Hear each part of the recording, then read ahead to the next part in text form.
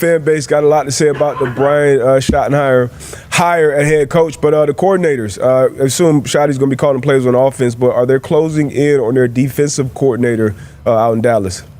I think everybody has expected all along that it'll be Matt Eberflus. There's a process that they have to go through. I'm sure in the end that he will wind up being the guy. You know, the funny thing, on Friday night, Jerry calls and he starts going into this whole big, long explanation. You know, Brian Schottenheimer, he ain't nothing more than an assistant coach. He's never been more than an assistant coach. Everyone's talking about him and say, hey, why are they talking about him as my head coach? He's an assistant coach. And I'm thinking to myself, wow, like he's kind of taking on Brian Schottenheimer. And then he just stops cold, pivots, and goes, well, he ain't Brian the assistant anymore. He is now the head coach of the Dallas Cowboys. And he was very excited about Brian Schottenheimer being the head coach. I know Cowboys fans, not all of them, are all thrilled about the decision, but Jerry believes that he's got this one right, and he believes that Brian Schottenheimer is going to be a great head coach, and he was all excited and pumped up about it. Yeah, Schotty obviously has grown up in the NFL. Mm-hmm. His dad, historic head coach. Yep. He had opportunities 15 years ago to be a head coach, passed on him to remain an offense coordinator. He was in Indianapolis. He was time in Seattle, obviously down there in Dallas. He's been around. He's seen a lot of football. He's been around a lot of football. I like Schotty personally from the year that I got to spend around him in Indianapolis. I think, who knows if he's going to be a great head coach. That's why everybody just assuming he's going to be ass. Is awesome. Let me tell you something. Because who knows if any of these guys are going to be head coach. Can I just tell you something? Picking a head coach is not altogether dissimilar from drafting somebody in the first round. You do your research, you make your calls, you talk to the people, you make at that time the best decision you feel you can make, and then you keep your fingers crossed that it's going to work. Because look at the track record of all the coaches who have been hired over the last 10, 20, 30 years, forever. Yeah. Every team always thinks it's hiring the next Vince Lombardi, and it doesn't work out like that. That's why there are 7 or 8 firings every year. Why the whole league turns over every 4 years. What was the number? $800 million paid to fired head coaches or something? Dead money. Yeah, dead money to fired head coaches and coaching staffs from around the NFL. It's really hard to find a good head coach. Dallas Cowboys fans say, well, Jerry didn't do. He didn't find a good head coach in Schotty. Who knows how he'll be? Now, Jerry Jones, Andrew Siciliano, shout out to Siciliano, reports that Jerry Jones says, this is as big of a risk as you can take. No head coaching experience. It's almost like Jerry's selling it to you. He's like, you're not supposed to hire this guy. Not supposed to hire this guy. It's almost like he's like, I found a guy. Nobody else. He prides himself on that. I think he feels like he has taken risks and done certain things and made decisions that others wouldn't make, and he's built his career off that. And I think that that's probably, to a certain extent, what he's doing now. He feels like he's identified somebody that he feels like other people feel like he's taking a risk, and he doesn't see it in quite the same way that other people do. He said, whenever you're about 255 yards away from the green on a par 5, and there's water in front and the sand trap. He said a lot of people think they need to lay up, get on there, and maybe putt for birdie. I'm driving the green every fucking time. And every once in a while I'm going to end up in that water. Yeah. And that's going to happen. Uh-huh. But at least I can go to sleep knowing that I went for an eagle, not for a birdie. I went for a big bird, not a little bird. I went for it every time. That's how Jerry describes his decisions and his business-making decisions. And all his fans say is, well, get the eagle finally then, because you landed in the water every single time. Maybe Schotty's the one that's able to get the Cowboys back to relevance, prominence, and championship status. But the fans say he's got no shot. We could pull that up. Here's him talking about Brian Schottenheimer getting hired. And this is one he's saying, biggest risk you can take. No head coaching experience. It's almost like Jerry Jones has leaned in to all the Cowboys fans saying, you idiot, this is the worst hire. It is, isn't it? Here's Jerry. Now, I get my proverbial ass kicked over needing people in my comfort zone. Without this thing being about me in any way, if you don't think I can't operate out of my comfort zone, you're so wrong. It's unbelievable. This is as big a risk as you could take. As big a risk as you could take. No head coaching experience. No. Now, let me share something with you. Okay. With all of that, you've just heard him reference his osmosis, his family. Anybody in this room that doesn't believe the apple doesn't go far from the tree has missed it someplace down the road. especially if there was an effort to make it that way, and there was an effort. But then you go around to the countless numbers of coaches that Schotty has served on staff with and been around, the countless players. How often do you have someone that has 25, I'm going to say 25, it may be 26, of years of working through the human relationship and working, aspiring to learn, of have his ears and eyes wide open and looking for techniques and looking for things that make coaches better. That's what I'm talking about, too. Double-handed twisting. Yeah, that's what you need to do. The Ultra Man. Hey, Jerry Jones football right there in the press conference. I'm getting my proverbial ass kicked. You don't think I'm out of my comfort zone? This guy's never been a head coach. I'm not comfortable with this. This is the right guy. I'm going to say 25. Shit.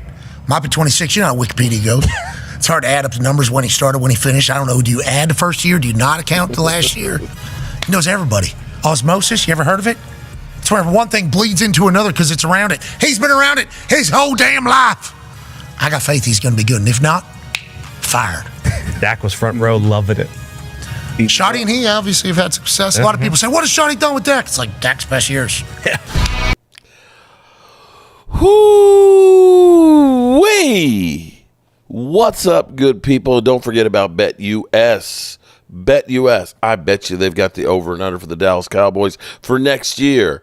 Don't forget to use that promo code YouTube150 so that way you get that 150% matching on your first 3 deposits of 150%. But if you do cryptocurrency, you'll get 200% on your first 3 deposits of up to $2,000. So do it today. Bet responsibly and don't bet on the Dallas Cowboys. Let me say hello to everybody. What? I'm choking. I'm literally choking people on what's going on in Cowboy land. But first, let me say hello to Aisha Robinson. Please send her your thoughts and prayers. She just lost her mom. Oh, yes, it's ladies' night. Oh, what a night. Oh, what a night. Help me, Rhonda. What's going on, Rhonda? Ladies' night. Oh, what a night. Oh, what a night. Roland's Review. What's up, Roland? How are you doing? Oh, what a night. Oh, what a night. Let's see. What other lovely ladies in the place with the style and grace? I see Brandon G, AB in the house. I see Momo. Momo's up here. This is Momo right now. Okay, Logan Motorsport feeling happy. Yeah, we know you're feeling happy. Alan Williams, Derek Young, Logan Motorsports, Regina Green. Let me say, Oh, yes, it's ladies' night. Oh, what a night. Oh, what a night. let me give a special shout out to Regina Green. Regina is definitely checking out Cooking and Tailgating with Joe Boo, giving me some more tips about being healthier because she recognizes that we got to live a long time if we want to see the Cowboys win a Super Bowl again. With the shit that Jerry and Stephen and Jones, we might need to live for 100 years to see that next Super Bowl. So shout out to you, Regina. Appreciate you. Rome Mitchell, how are you doing? And let's see. I think we got everybody, all the lovely ladies. Mandatory Records. Sounds like a police thing there. Let's see. Momo still crying. And there we go. Mean Metal. All right, everybody. Welcome to the Joe Boo Sports live chat. Live stream here where we got the chat going on. I got Victor Bookins. I got Chris over there. And I got Aisha Robinson. Oh, no. Aisha Robinson. Yes. Her mother passed on Saturday. And definitely sending thoughts and prayers to Aisha during this difficult time. The Cowboys. Sadly,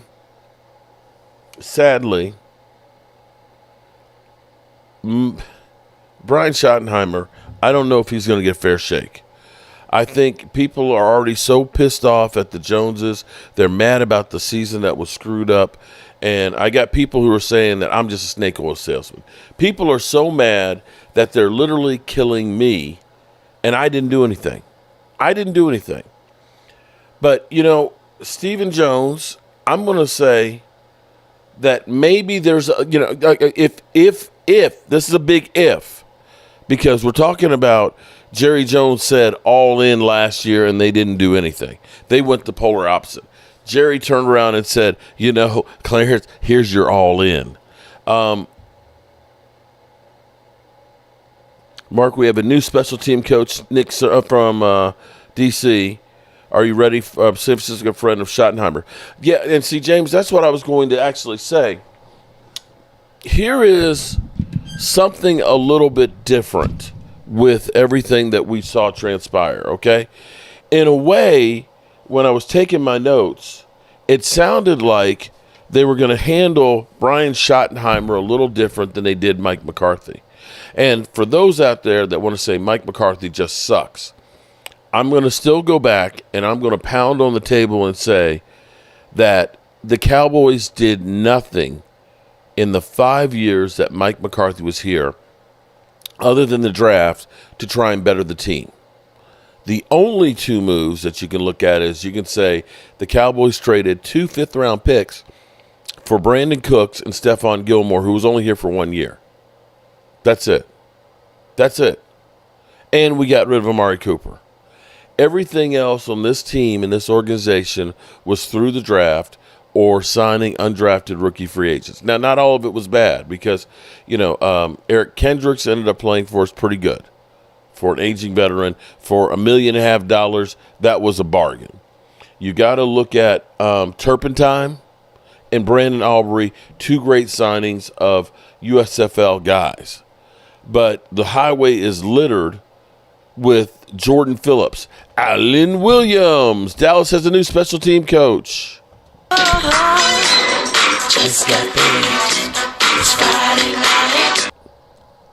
And I saw that they were bringing him in and looking at him.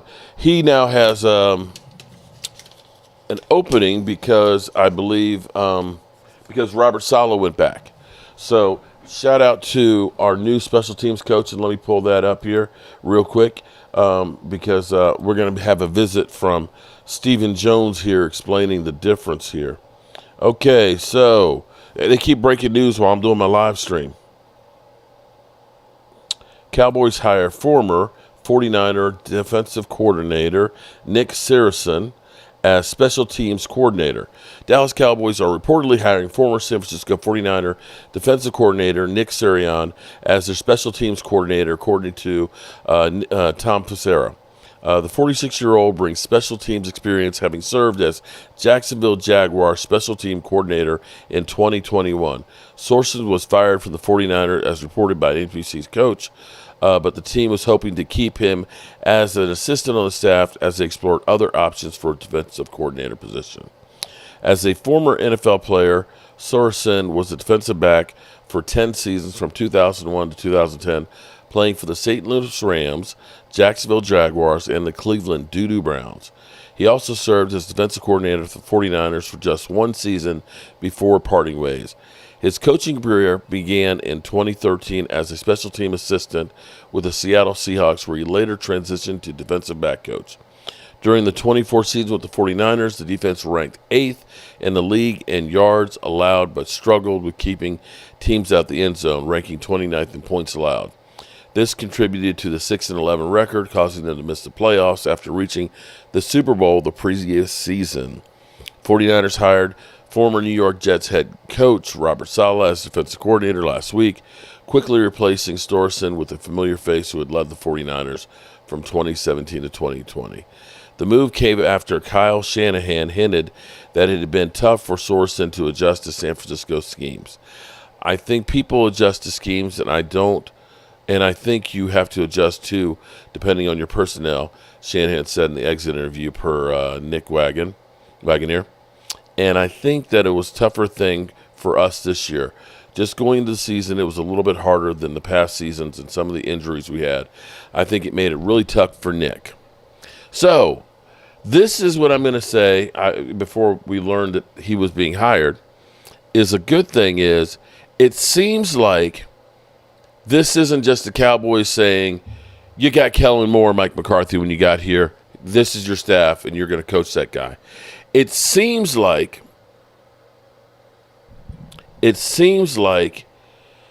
they're getting guys that he's comfortable with and has worked with. The guy they're talking to, his name escapes me, was with him in Seattle that he's looking at to be the quarterback coach. Moore's doing a good job with the real team. Well, see,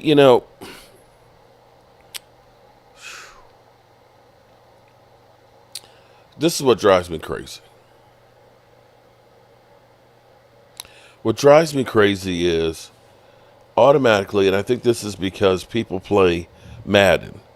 When you play Madden, you're just basically focusing in on, the wide receiver, the tight end, the running back, the quarterback.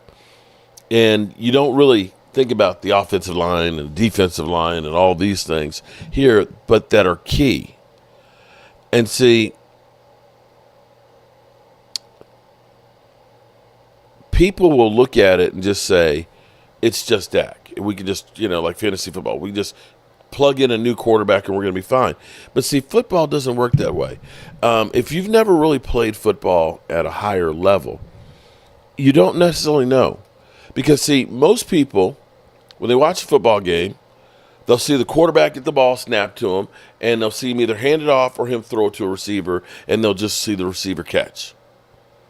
And they don't see the million things that have to be choreographed in there.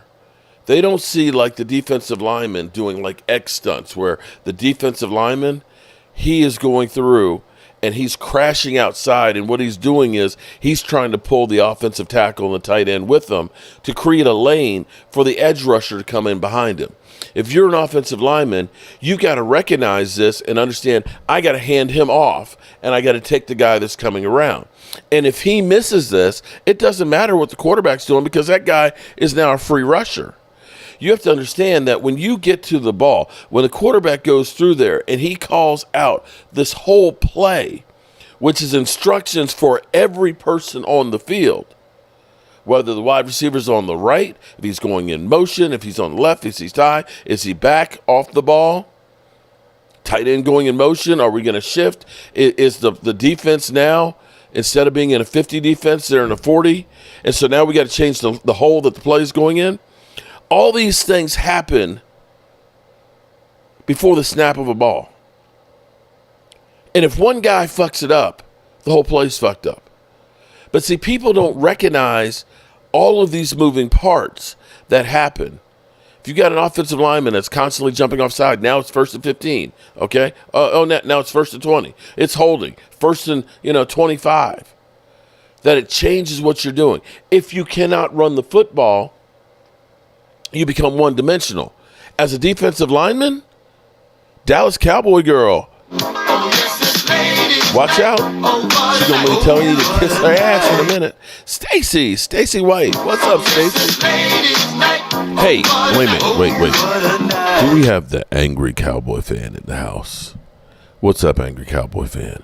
I can't get my deepest voice as deep as you. And actually, I don't have sunglasses either. I just got like reading glasses. I can put the reading glasses on and try and get the deep voice like that, but I don't think that's going to quite do it. But anyway, that's what people don't necessarily understand. And if you have a good offensive line and you've got 4 or 5 seconds to throw, it's a lot different than if you're getting a free rusher coming in at you and I've got to try and duck and move out of the way and keep my eyes on field and be able to hit a guy in motion. It's not easy. It's not easy. Okay? It's not. It's like me trying to do angry Cowboy's voice. It's not easy. But now you know what I can do though. You know what I can do. Well, you guys have to understand here. We got Brian Schottenheimer, and we recognize that we need to have players. We were humbled because we had depth issues last year, and we've got a lot of work to do here between the salary cap and getting players here that we need, that we know are going to be successful through the draft and free agency. And we're ready to go ahead and get behind Brian Schottenheimer and try and do the work and things to collectively get this together. We're going to do things a little bit differently than we did with Mike McCarthy because we really believe in what we're doing here. And, my dad, he didn't really want to get Brian Schottenheimer. He actually wanted to get Deion Sanders. But see, you got to understand here, the last time Deion Sanders was here, and I told my dad, Dad, you made me the capologist. I literally don't know what the hell a capologist does, but you made me that guy. And I figure saying we can't afford Deion, was the right thing to do. I literally threw you against the wall. And Dion, he looked at me and he literally told me, if you ever mess with my money again, I'm going to kick your teeth in. And so, be honest with you, Dad, I told you, I'm scared of Dion. If you bring Dion in here, he's going to knock the shit out of me. And, Dad, you know I can't fight. You know I can't fight. Matter of fact, if it weren't for you, Dad, I wouldn't have a job. So we figured we got to make this thing work with Brian Schottenheimer, because if it doesn't, you know, Dion's the next man up, and I just can't do that. So we're here to get this thing together. We're going to get behind him. We're going to get to work right now, and we'll see what we see with free agency. So I can do that one, but I can't do Angry Cowboy. That's just too refined with Angry Cowboy. But that's literally, in a nutshell, that's kind of what, I'm so sorry for your loss, Aisha. You're in my prayers. Smash that like button. The Real Fan, my point was Jerry is all about comfort. And, you know, but see, Jerry talks out of both sides of his neck. If you listen to the whole thing, you probably got brain damage like I do. And at first he was saying, we were talking to other people out there, and Brian knows these players. He knows there's a set of comfort level. And when you think about other guys coming in, I couldn't take that risk. I couldn't take that risk. And for all those people out here that say I don't take risks, I've taken more risks in the last 5 years than anybody else out there, and in anybody else. And here it is, we got Brian Schottenheimer. He's got no experience as a head coach. This is a lot of risk that I'm taking right here. This is a lot of risk because he is now the coach of the Dallas Cowboys. And if you don't believe that I'm taking a risk, well, I don't know what to tell you, because it's risky, damn it. I'm taking a lot of risk here. So, yeah, there's Jerry taking risk.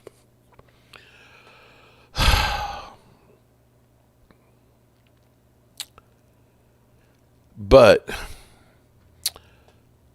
some people will say, I don't know if Walker Wade's going to come in tonight, because Walker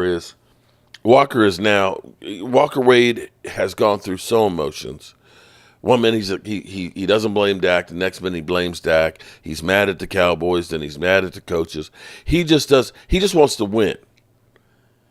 And so Norm goes through and he does the stuff and things. They're basically saying that they hired Brian Schottenheimer. It's almost like a mental block. It's just like I keep getting stuck there. But they hired Brian Schottenheimer because of trying to keep the offense consistent, and I can understand that. So you can call me a traitor or this, that. We don't know. We don't know what any of these coaches that were hired are going to do. Because I can say a couple of years ago, when Mike McDaniels got hired by the Miami Dolphins after they got rid of Brian Flores, okay? Brian Flores, I believe the last year he was there was 9-7. He had taken the team to the playoffs one of the 3 years over there. He actually had a winning record. The owner wanted to get rid of him because he didn't want to tank. They started off slow.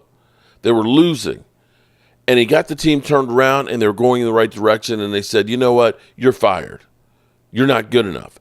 And they hired Mike McDaniels, offensive coordinator from San Francisco, because they said he's the smartest guy in the room. Oh, my God, he's going to be incredible. He was the hottest coordinator out there.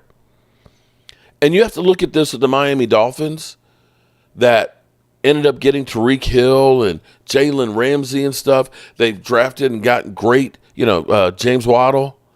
Got great weapons galore. But they're not doing anything more than Brian Flores did with less. Right? So who's to say that Aaron Glenn going to the Jets is going to be successful? Because Robert Saleh was the latest guy that was the hot coordinator that went to the Jets, and now he's back to being defensive coordinator.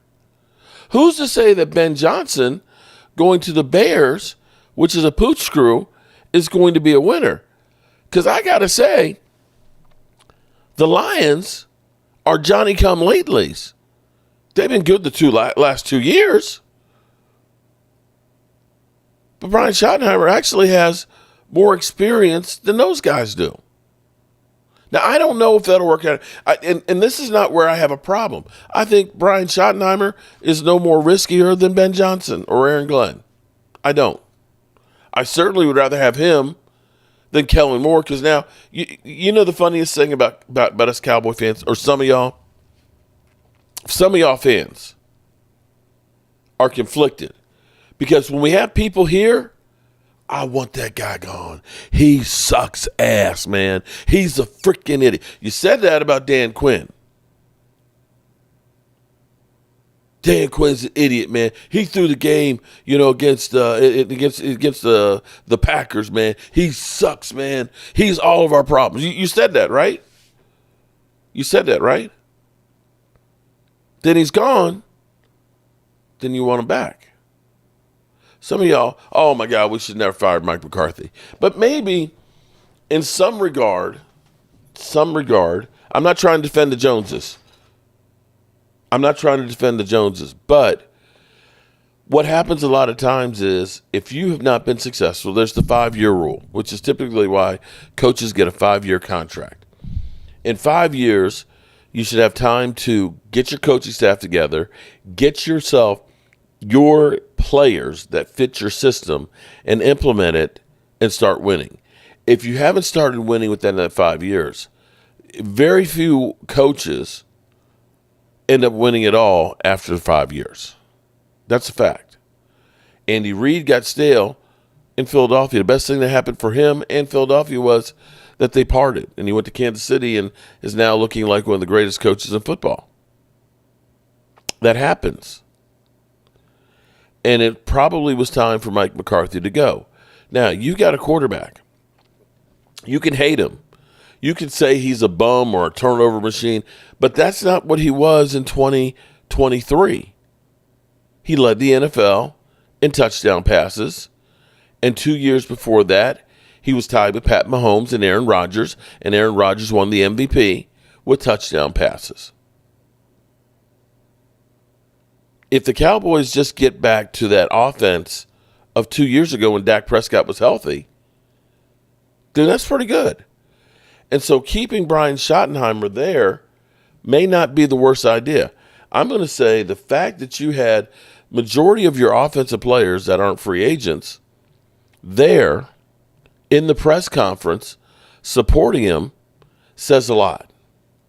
And I will say the fact that the Cowboys, I still can't believe that Brian Schottenheimer actually opened up the press conference. Not Jerry. Every time we go to training camp and it's the season opening press conference, they got everybody sitting up there, it's always Jerry. Welcome, everybody. We are here. We're here at training camp at Oxnard. We just love it, things. And, we them Dallas Cowboys, and when we've gone all in and we're getting this shit together here, we're going to have a great camp. It's always Jerry Jones first until today. I hear you. Delusional, stop selling. Hey, Momo, shut the fuck up. Momo. Hey, Momo, take your ass out. Take your loser ass out of here. You see how, he's got to leave now. Look, you see that? Oh, I just got him on black. Oh, wait a minute. I'll be right back. I got to leave right now. See how them Commander fans are? Oh, there's no rivalry. We're superior. We're superior to y'all. Y'all just. Remember, I'm the fucking one who calls the shots. And you better pay me the respect that I gave your brother, or we're gonna have a problem. Now get the fuck out of here. Now get the fuck out of here. Now get the fuck out of here. Momo, take your ass out of here, bro. No offense. I love you, bro. I love you. But, listen. You got two choices. One, you can sit here all off season and be pissed off as hell. The Cowboys, they suck and everything else, right?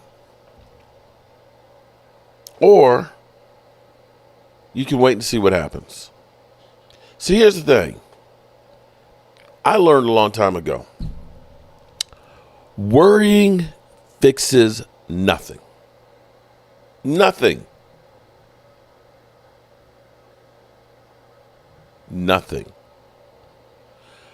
And we've got till September before games start.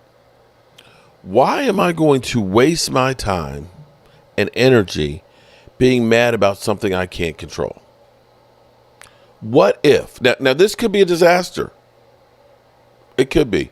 Brian Schottenheimer could get out there and literally just that could happen. That could happen. But what if, having had the experiences that he's had with different head coaches, with Mike McCarthy, with Pete Carroll, and things like that, what if the players buy into what he's doing and he ends up being a decent coach? And what if Stephen Jones wasn't just blowing shit? Now, I'm going to say this. Because there's a difference between Jerry Jones. You know, we're going all in because I stay up late at night. I study the books and all that stuff. And you understand, we're the Dallas Cowboys, and we're going to be competing for that Super Bowl. You can believe it, because I will not. Okay, see, you get that. When he says we're going all in, you can cry bullshit. I don't believe it. You're lying. Here we go again. And maybe that's why Mike McCarthy came up with here we go, because it's kind of like, oh, here we go. Here we go with Jerry. The one thing I will say about Stephen Jones, you know, you may not like me. You know, I got that shit-eating grin. I got the greasy kind of looking hair and stuff like that. And I'm always, you know, but and I look like I need to pull my pants up a bit here. But you know something, though? Here's the thing about me that you got to understand. My dad, he shoots from the hip.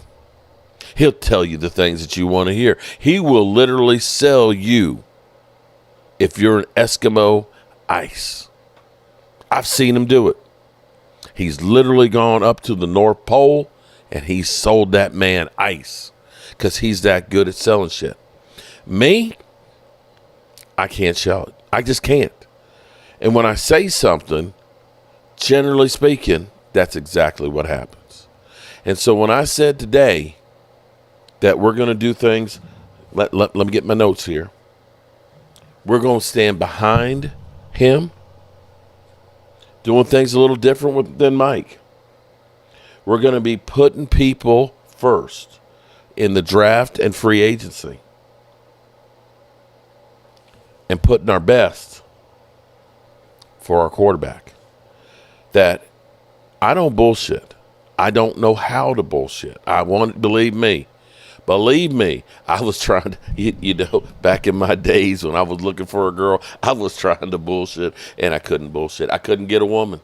I literally, I was trying to say, you know, you're the finest woman up in here. I've never seen something so gorgeous and stuff like that. And, you know, I'm the owner of the Dallas Cowboys. And I said, get your bullshitting ass away. So I just stopped. I can't bullshit. So I literally will just say it like it is.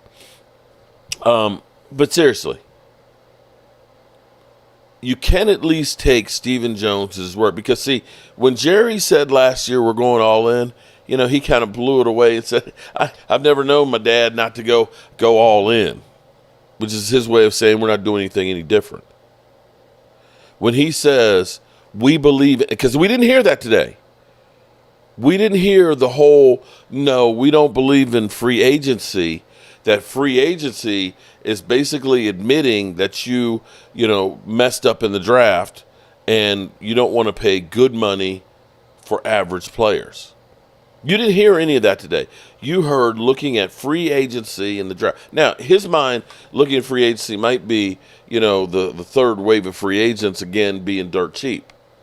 But maybe in the end, oh my God, Rome. It's see when he Rome, you reminded me of stuff because I think I put that in my notes because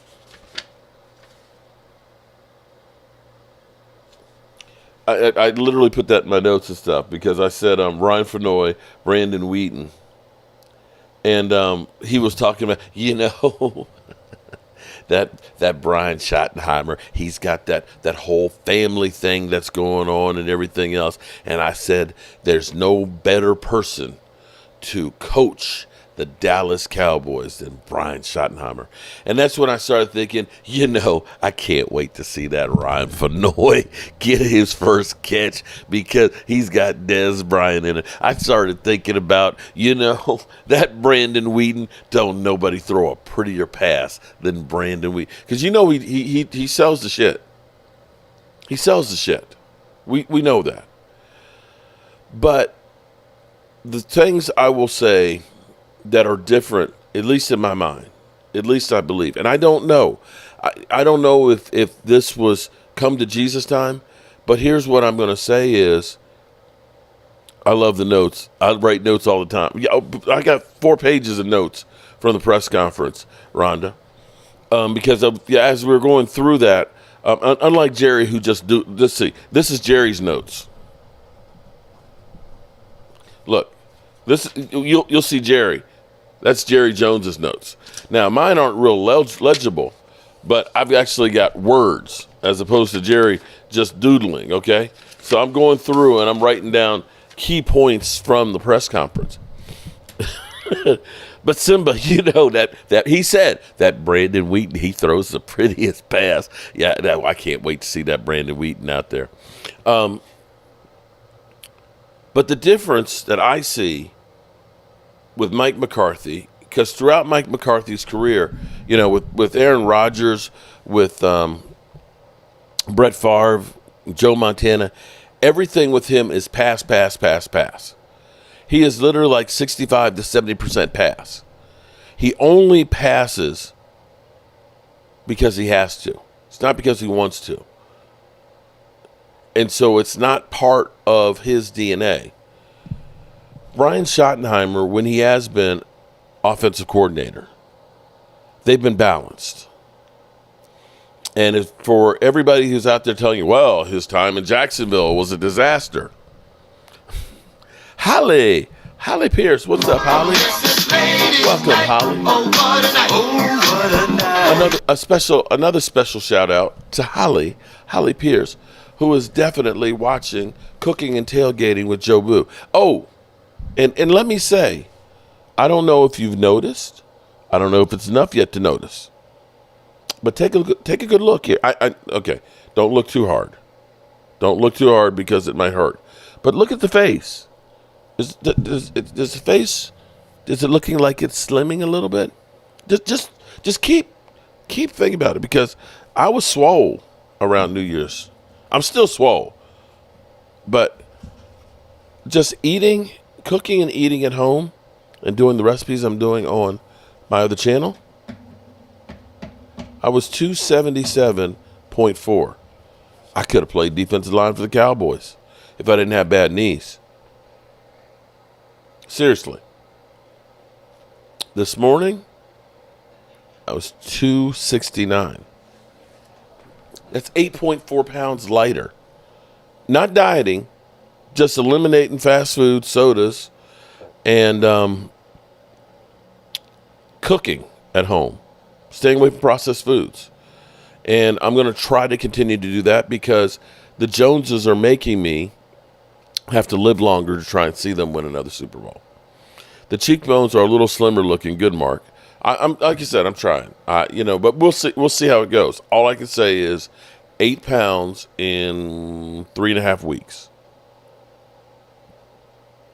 So, and even better, surprisingly, after seeing the Eagles go to the Super Bowl, My blood pressure this morning was, and I don't take any meds for it, was 128 over 88. You would think that my blood pressure would be through the roof. No, actually, pretty good. So eating right and all that. So shout out, Angry Cowboy. Damn, you better not make you angry at 280. Shoot, you big, man. You big. Oh my goodness, Jeff Lee. She's doing good. She's a little tired. Tomorrow, actually, in 2 hours and 20 minutes, it will be our anniversary. It will be 23 years ago that Match.com matched us up. And we knew each other from college, but Match.com matched us up. And we got on the phone that night. And the very next day, I went to see her at her job for lunch. And I was all having those lovey-dovey eyes. I had that lovey-dovey feeling I get when I'm with you. And she was like, "Skeet! How you doing, friend?" And I said, "I ain't going nowhere." And she just laughed. Next thing I know, a couple weeks later,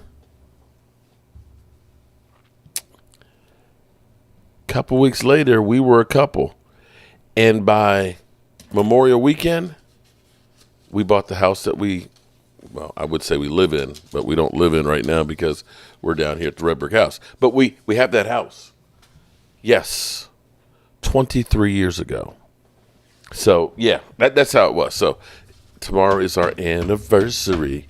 All right, so here's what I'm going to say is Brian Schotty, I believe, is going to have a more focused on the run than Mike McCarthy.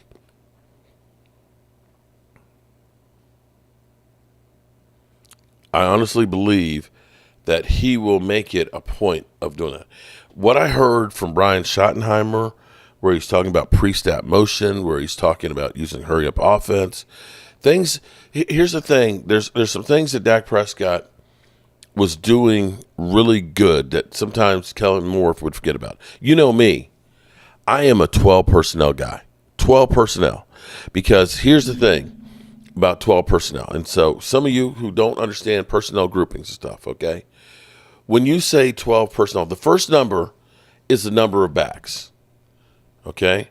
So if you say 20 personnel, that means there's 2 backs. If it's 12, that means there's 1 running back. The second number is the number of tight ends. So if you say 12 personnel, that means there's 1 running back and there's 2 tight ends. Okay? If you were to say 22 personnel, which I don't think too many people use too often, that would be 2 running backs and 2 tight ends. Back in the day, my dad's day watching football, when you went to 12 personnel, it was basically a jumbo package, and you were running the ball down people's throat, and you wanted 2 extra offensive linemen there. But today's football, tight ends are key. And this is one of the problems with the Cowboys, is we have not had a dominating security blanket tight end. You look at what Travis Kelce. Can you imagine Kansas City without Travis Kelce? I think if it had to be Tyreek Hill or Travis Kelce, I think Travis Kelce would be a bigger loss than Tyreek Hill. Tight ends are that important. You think about Dallas Goedert with the Eagles, or he's with Washington now. Their former tight end. When you think about George Kittle has killed us. See, that tight end is a big body that can get across the middle and have mismatches. That's a big body that hopefully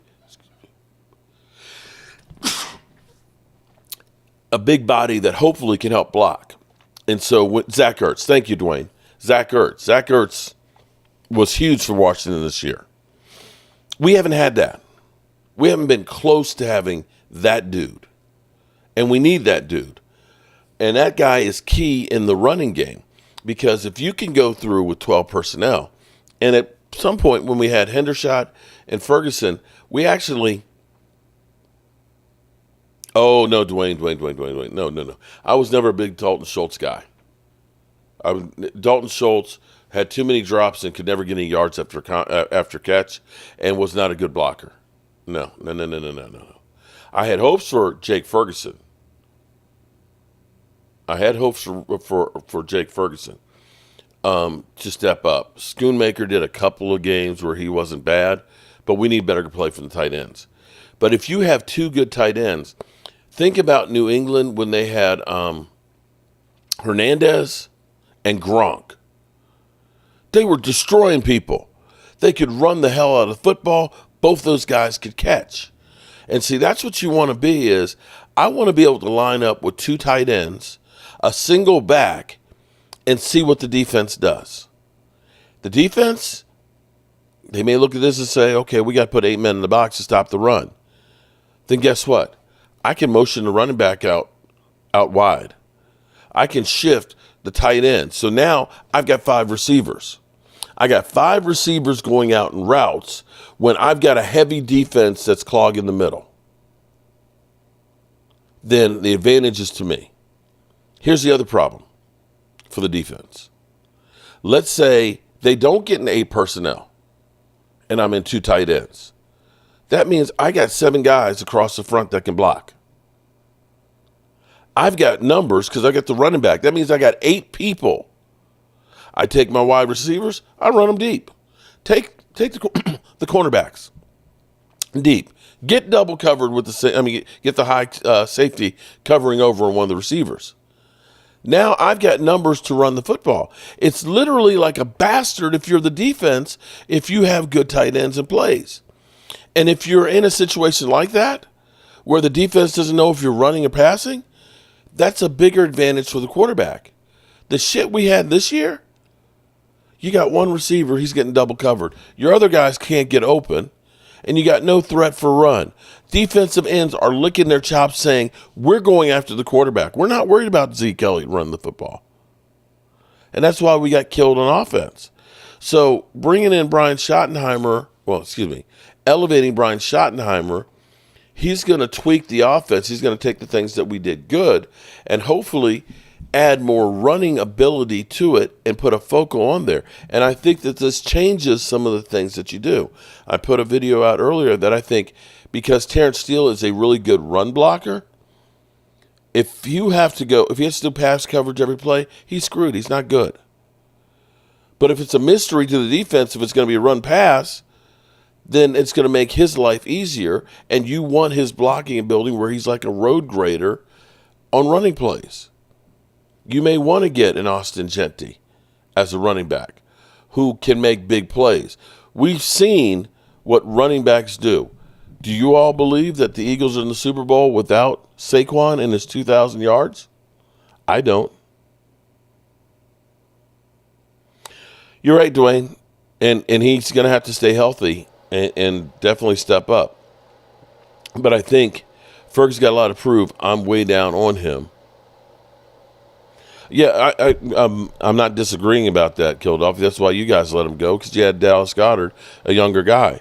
And see, that's a nice thing that you know what, I hesitate. I have not done one. There's been so much dysfunction with the Cowboys. But I actually need to do a walk of shame and say that I was completely wrong about the Eagles. Because I looked at Saquon, because Saquon, in years with the Giants, and maybe it was he just lost focus because the Giants were so bad. It's like, I'm not going to kill myself. But he had typically, by the end of the year, had been injured. And maybe that was just because the Giants was just so bad that he took a beating.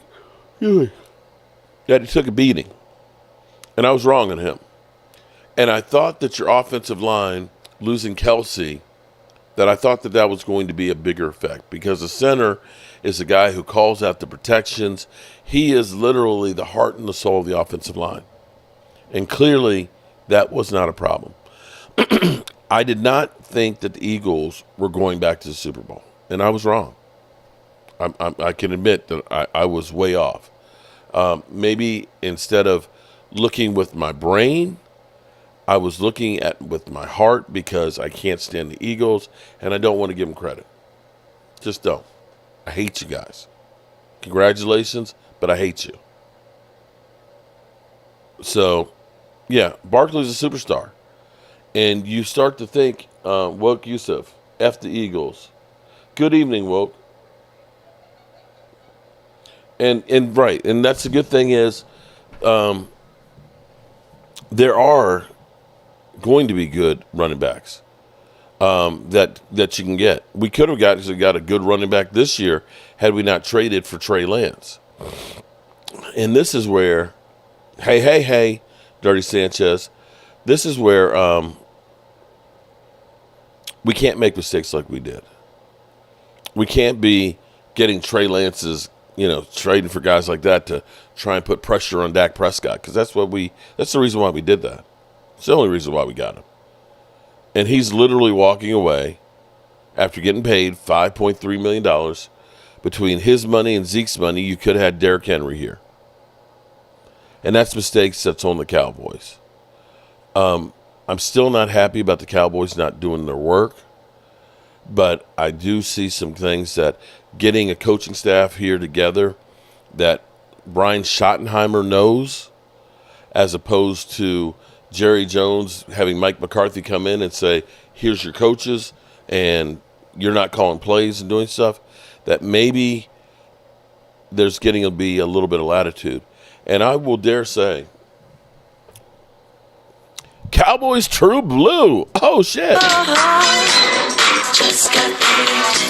Cowboys True Blue in the house. Shout out to Cowboys True Blue. Appreciate that so much. Here's the thing I will say. Some of this is my fault. It's Law Nation. It's Vosh. It's DMV. It is Game Time Brian. And you could go down the list of all of us YouTubers that literally shovel the shit for the Joneses. When we go to training camp and we tell you about how good, Ryan Fenoy looks, or Jalen Brooks. Oh my God, Jalen Brooks, it looks just as good as Jalen Tolbert. Man, those guys look great, man. And man, you should see what they're doing in practice. They're looking great, man. Oh my God. And the thing is we're not really looking at apples to apples. We're looking at guys in practice. Okay? Because we sitting here, I'm supposed to be the franchise player, and we're in here talking about practice. We sit there talking about practice. And we oversell guys. We tell you how good they look. We shovel the shit and make you, build up hope.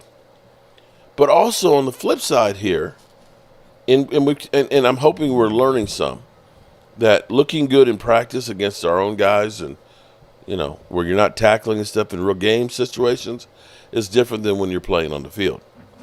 But I will also say that maybe guys like me and DMV and Vosh and Law Nation and Angry Cowboy. Oh, wait. I got to get some sunglasses. Angry Cowboy.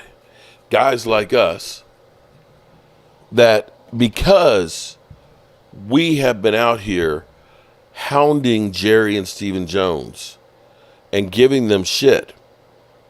It felt like Jerry Jones was trying to defend himself today. We are getting into his head, and it's forced a response at least. At least he knows that we are unhappy. And he is feeling some of that pressure. So what we need to do is we need to damn the torpedoes and put more of that pressure on him. Let him know that we're tired of bullshit. 30 freaking years. 30 years, people. 30 years. Think about how much has transpired in 30 years, y'all. Think about how far cell phones have come. Think about MySpace. Hadn't even been thought of.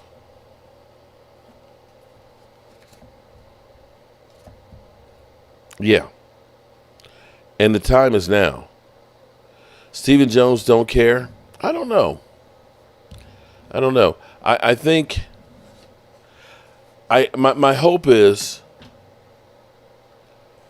that this season was enough to wake them up, to understand. Because, see, I look at things like this. I am, just like tomorrow's my anniversary. If you have something that you really care about, or if you are a business and you are at the pinnacle, I live this in everything that I try and do. Everything. For my YouTube. If I'm going to do something, I'm going to do it all the way. And when I do it, I'm scared to death. I'm scared to death of losing what I have. Because, see, I understand. In that same time, the last time we won the Super Bowl, everything was good for me. This is a personal story here, and this is the truth.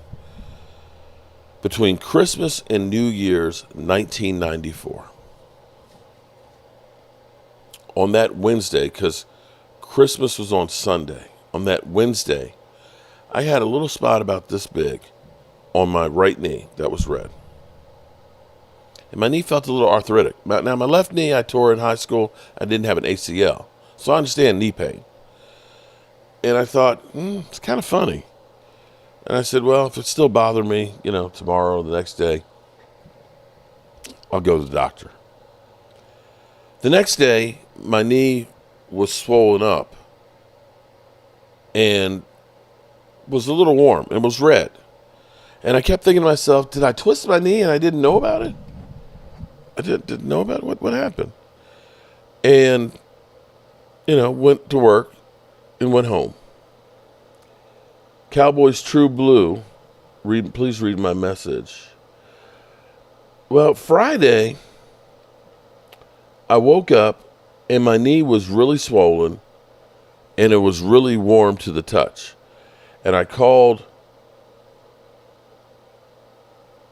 True Blue.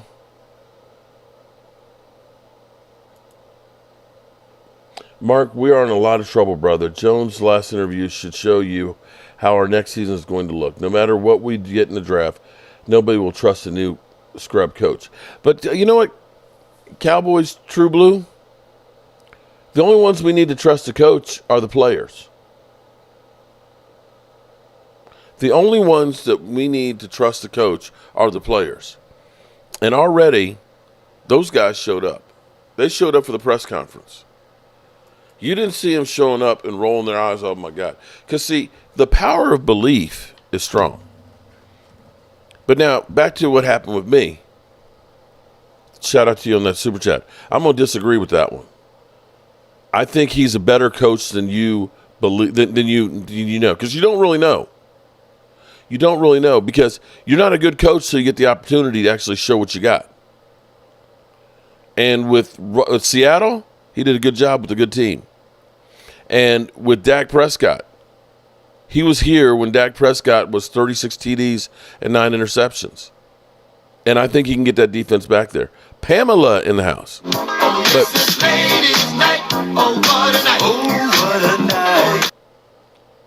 Well, we can agree. You know what, Cowboys, True Blue? I hope you're wrong and I hope I'm right. And I'm going to have to wait and see. I'm not going to sit here like Walker Wade and just scream and yell and be pissed off all summer. I just can't do that. But that Friday, I called my doctor And I said, I need y'all to look at my knee. And they said, well, tomorrow is New Year's Eve. And we'll make an appointment for you Monday. We're closing the office early. And if it's really bad, go to the hospital, get some medication. We'll see you then. The next day, bro, I had 104 temperature and a knee that was the size of a basketball. My brother carried me and my big ass down the steps, put me in the car, took me to the hospital. They literally rolled me in the back, put me on an ambulance, and sent me to a specialist at another hospital, where I was greeted at the door with about 15 people, including them, as I'm being wheeled down the hallway, them sticking a needle in my knee. Had 3 knee operations to save my life, and had to learn how to walk again. During that time, I lost a job that I really liked, and that was the end of my marriage. We were broken up within a year, and I had Michael and Michaela, my 2 kids, that were 5 and 7 to raise. So I understand that you can be going everything great, and all of a sudden, everything's gone like that. And so when I do YouTube, I'm excited. I'm happy. I'm happy as shit that I have 136,000 subscribers. Oh, there it is. 136,000 subscribers. But I know that shit can disappear overnight. That the shit that you're doing right now gets old. So you got to come up with something different, you got to come up with a funky chicken. You got to come up with a new way of doing things. You have to figure out how to keep people engaged, because 11 years, people, I've been on here. 11 years. How long do TV shows last? Typically, they don't. And see, this is the problem for the Cowboys. They don't recognize that what you did yesterday or last year still works today. They're not scared of no longer being the big kahuna. There's so many businesses or people that have made it that just think, I'm at the top of the world. It's always going to be this way. It ain't. And if you do not evolve, you will be the dinosaurs that are extinct. And that's what the Cowboys have to learn. They're still living and thinking that they can do the shit that they did in the 90s. Well, I hate to tell you, you don't have Jimmy Johnson.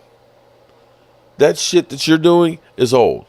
Even with Mike McCarthy, the way he was running the offense this past year, it was antiquated. You got to innovate.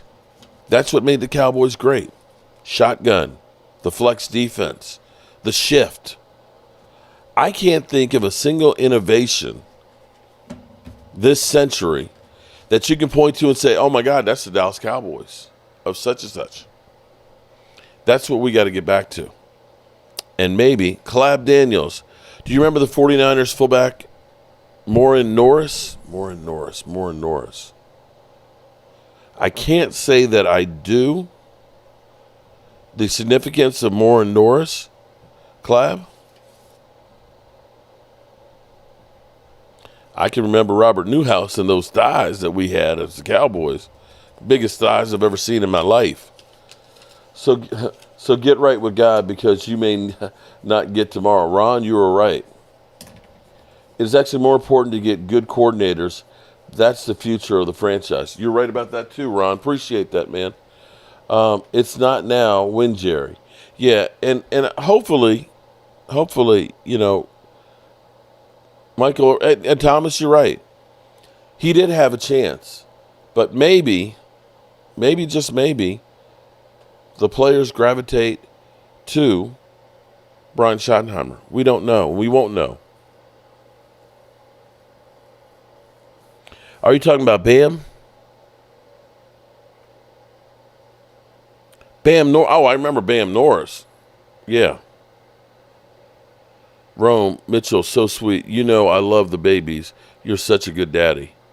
You can't hide those thunder thighs, because all those fries make you ass real wide. There ain't no way to hide those thunder thighs. Well, I've always had big thighs too, and see, I couldn't wear corduroys. When I wore corduroys in school as a kid, it was like, woo, woo, woo, woo, woo, woo. And what would always happen is I'd wear out the corduroys, and once the corduroys are worn, the fabric is real thin, and you got holes in your thighs. And if you did a whole lot of walking, you had to be careful because you might actually start a fire. The friction on there, it would get hot. So yeah, I understand about thighs. My thighs rub together. I'm really disappointed in our Cowboys. Dem Cowboys kicks, what's up? A remix of the Eagles, brother. Damn, I am late. Yeah, Dave, Blake, the jar was okay, but he's not a George Kittle, man. He's not a Dallas Goedert. He's not a Kelsey. He's not a George Kittle. I need an outstanding one. So that's all I got for you guys tonight. As always, I appreciate you guys being here. And it's important that we not lose sight of keeping the pressure on the Joneses, forcing them to try and do right. I'm going to keep on pounding on them, but I don't want to try and destroy Brian Schottenheimer. I think Brian Schottenheimer has as good a chance as any of these other coaches out here being hired. If the Cowboys step away a little bit and let him coach and support him better than they did Mike McCarthy. Jerry, Steven, no problem. Go out there, be the show, run the business and things like you like to and make all that money. But support that guy. Stop being so cheap. Try to run the Cowboys the same way you're trying to run getting World Cup soccer there. That's all I say. Stop being so damn cheap with everything you do on this. So with that being said, we're going to end with Pat McAfee, a national treasure unlike me. And I want to say I appreciate each and every one of you guys. And Aisha, I hope you're doing okay, girl. And we'll see you with the fireside chat. And don't forget, I have lost 8 pounds, and I can show you exactly how on Cooking and Tailgating with Joe Boo with some really good recipes. Peace. Oops, wrong one. Morning that involved a lot of very successful people, one of them being Jerry Jones. Oh, yeah. Jerry Jones speaking about his Dallas Cowboys in an interview with Peter King is fantastic. To Jones, there's no such thing as bad coverage of the Cowboys. Bad coverage makes the Cowboys human. And he is positive his fan base loves the human. Okay. Good to know. Yeah. My fan base loves the human that makes us human, and the human that makes us human is the Cowboys and the way we operate. Let me tell you a story, Jones says. To Peter King, warming to this topic, a few years after I bought the team, I'm out in Los Angeles, La La Land, my hometown, having lunch with David Hill. You know David Hill? David Hill, one of Murdoch boys, Australia man. Okay. And Ed Gorin. Okay, Ed Gorin, not Australian, actually from Carolina, I do believe, but pretty important, big swinging peckers at Fox Sports. At that time, there were a lot of negative headlines about the Cowboys. Michael Irvin was in the headlines. People were saying the owner's an outlaw. And so that day I told him, listen, I'm going to fucking tighten up the lid on this franchise. We're going to get control of this team. And David Hill, Australian man, one of the heads of Fox Sports, he jumped up and he said, "No! Do not touch my boys. They're television gold. Don't even fucking think about it." The foibles, the soap opera, the issues, they create interest. Yet in the Senior Bowl, I can't see what's next, but free agency, the draft, training camp, we always got something going on. People follow us year in, year out. Owner every year, every now and then gets it in the paper. It just adds to the interest. All of it. People love the Cowboys. Well, you're goddamn right, then. I'm going to force the Cowboys down everybody's throat forever. And that was the moment that the fucking Dallas Cowboys were on primetime television every single weekend. David Hill, Australian man, pretty high up, I believe, in the Murdoch world. Murdoch owns the Fox thing and is also the person being represented, basically, in Succession. Yes. Which adds even more intrigue to the entire conversation. This might be Tom Wambsgate. Yeah, it's going to be Wambsgate. But David Hill told Jerry Jones, like, no. You need to have the eyes of a network or the eyes of a business whenever you're looking at the Cowboys, because they're chatted about in every single regard. There was actually a rule that we were told by one of the heads of TV. And I'm just going to say heads of TV because this is one of the people that just created modern sports television. Yeah. All right, here you go. You get your topics that you think are big on the day. Then you go ahead and you hit LeBron James. Then you go ahead and hit the Cowboys. Then you go ahead and wrap it up with Tim Tebow. And then boom, we're back at the top with all the stories. And then guess who's back? Go ahead and hit LeBron James. Go ahead and hit the Cowboys. If Tebow's got anything, fucking hit Tebow. And then bang, guess what? You're back at the top. The only average watch time or listen time is 12 minutes. You're able to get everybody. If you have a 2-hour show, guess what? You actually have 8 shows because you have 8 15-minute shows. You have a 3-hour show, you have 12 shows. Look at what you're doing. This is just basically what it is. You do this, the daily hot topics. By the way, if LeBron or the Cowboys or Tim Tebow are a part of the